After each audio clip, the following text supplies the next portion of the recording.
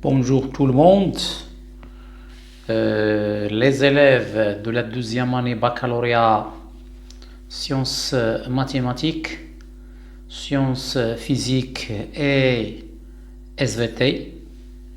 Je suis ravi de vous présenter le premier cours de la chimie dans le programme de la deuxième année baccalauréat. Donc, pour le premier chapitre, c'est les transformations rapides et les transformations lentes. Donc, pour ce chapitre, donc, on peut le diviser en trois grandes parties. La première vidéo va traiter la première partie. Il s'agit des réactions d'oxydoréduction, tandis que la deuxième vidéo va traiter les transformations rapides et les transformations lentes. En revanche, la dernière vidéo va traiter ce qu'on appelle les facteurs cinétiques. Alors, sans tarder, la première partie, c'est la réaction d'oxydoréduction. Donc, sous cours, vous avez déjà vu ça en première année baccalauréat. Donc, je vais commencer avec les définitions, les éléments de base. Premièrement, c'est quoi un oxydant?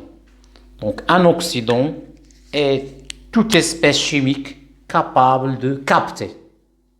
Faites attention ici, capter un ou plusieurs électrons. C'est quoi un réducteur?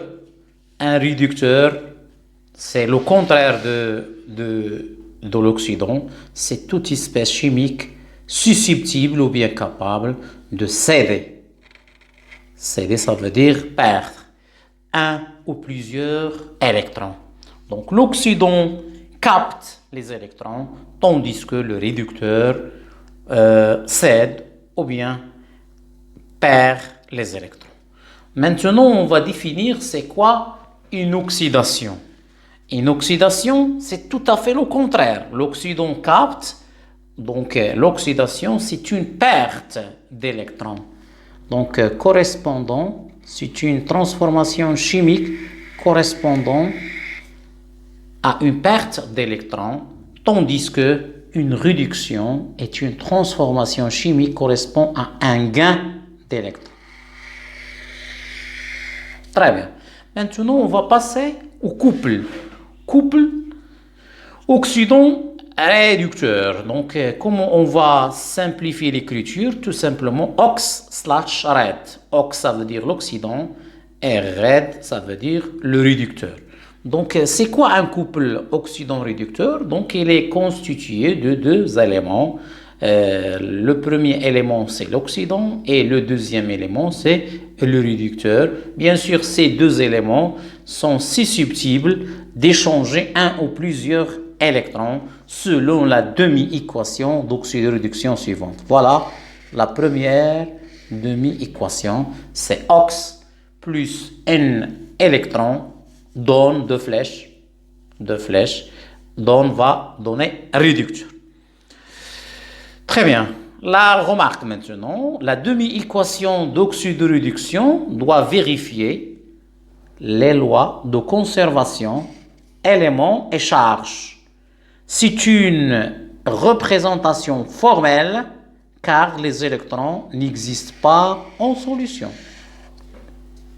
Donc, c'est une représentation formelle. Maintenant, on va appliquer cette demi-équation pour faire le premier exercice d'application. Donc, on considère les couples ox-red suivants. Donc, on a A FE3, FE2 plus FE, AL3 plus AL, H plus H2, I2, I-, MnO4 moins, Mn2 plus, CR2, EC2 CR3+, et CO2, H2, C2, O4, c'est l'acide oxalique. Donc, on vous demande bien sûr ici d'écrire les demi-équations, écrire la demi-équation correspondant ou bien relative à chaque couple. Donc pour le A, donc on a f de plus, c'est l'oxydant. Puisqu'on a ici de plus, donc on va ajouter 2 au moins. Donc il va capter 2 électrons. Ici, on a que 2 flèches. Ici, Fe, bien sûr, solide. Regardez ici, il faut toujours, bien sûr, vérifier est-ce que les lois de conservation sont vérifiées ou non. On a ici Fe. On a ici la somme des charges 0, ici 0. Très bien. Pour le P, donc Al3+, donc puisqu'on a 3+, donc on va ajouter combien d'électrons? 3 bien sûr. 3 électrons va donner pour donner Al, l'aluminium solide, ici AQ. Très bien. Maintenant, je passe à C.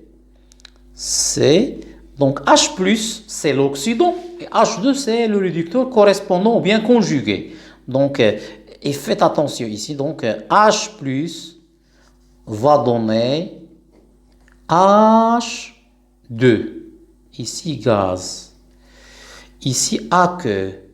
Donc, premièrement, est-ce que on a les mêmes éléments? Donc, ici, on a combien d'éléments d'hydrogène? 2. Donc, ici, on a 1. Donc, on va multiplier ce H+ par 2. 2 H+. Donc, puisque ici, on a la charge 0, donc pour équilibrer, donc il faut ajouter, bien sûr, 2 électrons. Voilà. Très bien. Maintenant, on passe à petit d. Petit d, I2. Donc, I2, de la même manière. I2 a que c'est l'oxydant. Et I-, c'est le réducteur. Okay.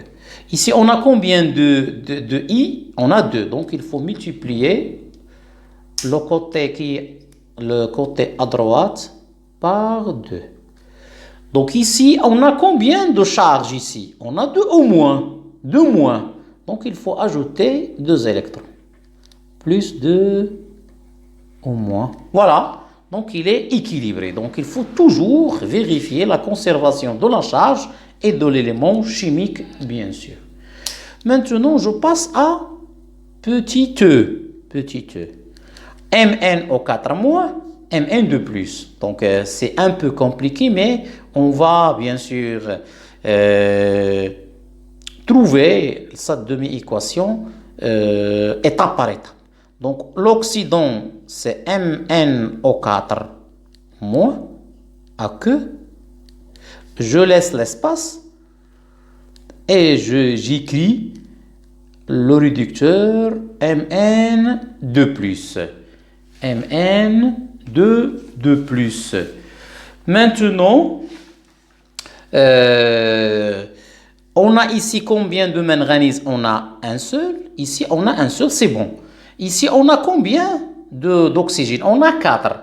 Donc, comment on va ajuster les atomes d'oxygène? Donc, il faut compléter par H2O.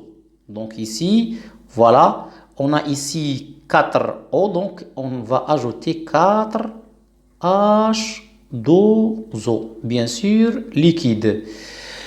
Et puisque ici, on a ici 4O, 4O, c'est bon, mais on a ici combien d'hydrogène? 8. Donc, il faut ajouter, et donc, s'il y a l'hydrogène, il faut compléter avec les H+. Donc, combien? 4 fois 2, ça fait 8. Donc, 8H+. Bien sûr, AQ. Maintenant, il ne reste que la charge. Donc, ajuster les charges. Donc, on va ajouter ici combien d'électrons? Regardez ici. On a 8 plus moins 1. Ça fait combien? Ça fait 7 plus. Et ici, on a 2 plus. Donc, il faut ajouter ici combien d'électrons? 5 ou moins. 5 au moins. Et je vais vérifier encore une fois. On a ici 5 moins avec le moins. 6 moins. 6 moins avec 6 moins plus 8 plus. Ça fait de plus, voilà, elle est là. Voilà, donc j'ai oublié ici à que. Très bien, donc on passe à petit f. Donc petit f, donc voilà, petit f maintenant. Petit f. Donc CR, de la même manière, CR2O7, CR2O7, 2 moins à que, je laisse l'espace, 2 flèches, et j'écris ici CR3 plus à que. Donc, on va ajuster les atomes. Donc, ici, combien d'atomes de chrome? On a 2. Ici, on a seulement 1. Ce n'est pas 3. 3 plus, c'est la charge. Donc, il faut multiplier ici par 2. Voilà, 2. C'est bon. Donc, 2 chrome, 2 chrome. Ici, on a combien d'oxygène? 7. Donc, si on a l'oxygène, il faut ajuster avec H2O. Donc, on va ajouter 7 H2O. 7 H2O. Liquide, bien sûr. Ici, puisqu'on a 7 fois 2, 14, donc on va ajouter 14 H plus à que. Et finalement, la charge, donc de la même manière, faites attention ici, on a 6 plus ici. On a 6 plus. On a ici 14 plus moins 2, ça fait 12. Donc, il faut ajouter ici 6 au moins. 6 au moins pour équilibrer les charges. Très bien. Donc, on a terminé avec la correction de cet exercice. Donc, c'est 7 au moins. Donc, voilà. Maintenant, on va passer à troisième rapidement. Petit 3, c'est les réactions d'oxyde de réduction. C'est très bien. Donc, les réactions d'oxyde de réduction, c'est tout simplement une réaction qu'il y a échange d'électrons. Et donc, on a échange d'électrons, tandis que pour les réactions acido-basiques, bien sûr, on a déjà vu ça en première année, c'est l'échange de protons H+. Donc, une réaction d'oxyde de réduction est un transfert d'électrons. Voilà la première des choses. C'est un transfert d'électrons du réducteur RED1 d'un couple OX1-RED1 à l'oxydant OX2 d'un autre couple OX2-RED2. Donc, la première demi-équation, vous faites attention, ici, le réducteur, il est toujours seul. Par contre, l'ox, il est accompagné d'électrons parce qu'il va capter. Donc, ici, on va bien sûr écrire la première demi-équation RED1 dont OX1 plus N1 au moins. La deuxième demi-équation OX2 plus N2 au moins va donner RED2. Donc, et après, on va éliminer les électrons. Comment on va éliminer les électrons? On va se débarrasser. Donc, on va multiplier la première demi-équation par N2 et la deuxième demi-équation par N1. Donc, on va simplifier avec N1, N2 électrons, N1, N2 électrons, et on va obtenir N2 RED2 plus N1 OX2 va donner, faites attention ici, une seule flèche, bien sûr, parce que la réaction d'oxyde de réduction, elle est toujours totale. Va donner N2 OX1 plus N1 RED2. Maintenant, on va faire l'exercice d'application. Donc, les ions de cadmium, donc l'exercice d'application, les ions de cadmium réagissent avec l'argent métallique Ag. Donc, C2+ va réagir avec Ag pour donner un dépôt de cadmium métallique et les ions Ag+. Précisez les deux couples redox mis en jeu. Donc, les deux couples redox mis en jeu, première question. Donc, pour le premier couple, on a CD2+ / CD, ici aqueux, ici solide. Et pour l'argent, donc c'est Ag plus aqueux / Ag solide. Deuxième question, donnez les deux demi-équations. Petit 2, petit 2. Donc, la première demi-équation. Donc, CD va réagir. Donc, l'oxydant CD de plus 2 électrons va donner CD solide. Faites attention pour la deuxième demi-équation. Il faut commencer avec le réducteur de la deuxième couple. La deuxième demi-équation. Donc, c'est Ag va donner Ag plus un électron. Ici, c'est solide. Donc, faites attention ici. Au moins, on a. Donc, il faut multiplier la deuxième demi-équation fois 2. Donc, fois 2, bien sûr. Ici, on multiplie par 2.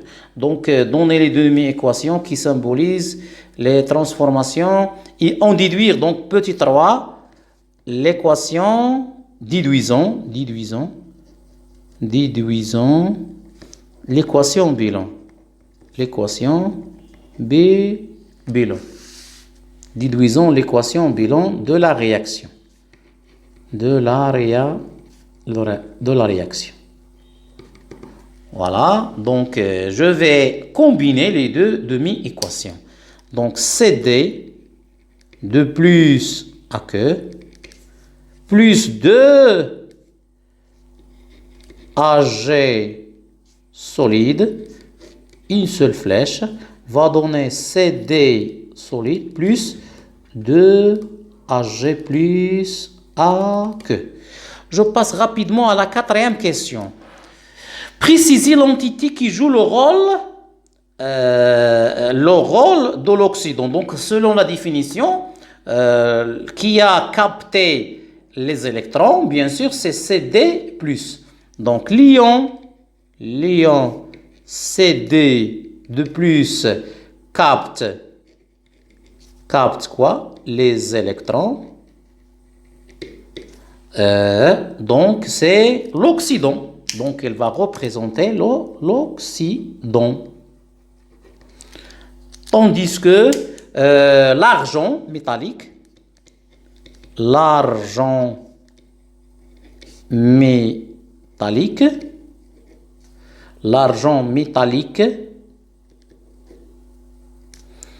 donc 2 L ici, faites attention, c'est l'argent métallique,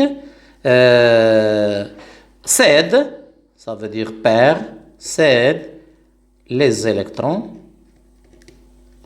et par conséquent, il va représenter le réducteur.